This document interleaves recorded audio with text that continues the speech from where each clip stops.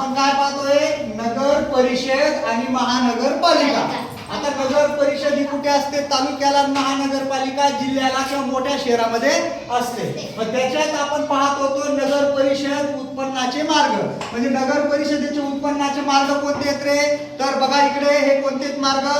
पाणी पुरवठा, नंतर या ठिकाणी शिक्षण कर, घरपट्टी, बाजारावरील कर आणि राज्य शासनाकडून मिळणारं अनुदान ही नगर परिषदेची उत्पन्नाची साधने या ठिकाणी तुम्ही पाहिली. इकडे जर तुम्ही पाहिली तर या ठिकाणी महानगरपालिकेची कामे तुम्हाला विचारली तर कशा पद्धतीने तुमच्या लक्षात आली की पाणी पुरवठा करणे महत्त्वाचं काम आहे, जन्म मृत्यूची नोंद ठेवणे, अग्निशामक सेवा पुरविणे, या ठिकाणी बांधकामाला परवानगी देणे, प्राथमिक शिक्षण देणे, अनधिकृत बांधकामावर हातोडा मारणे, दिवाबत्तीची सोय करणे आणि धोकादायक ज्या इमारती असतील त्या इमारती किंवा धोकादायक वास्तूंबद्दल लोकांना माहिती देणे, अशी ही सर्व कोणाची कामे आहेत? महानगरपालिकेची. आली का लक्षात तुम्हाला?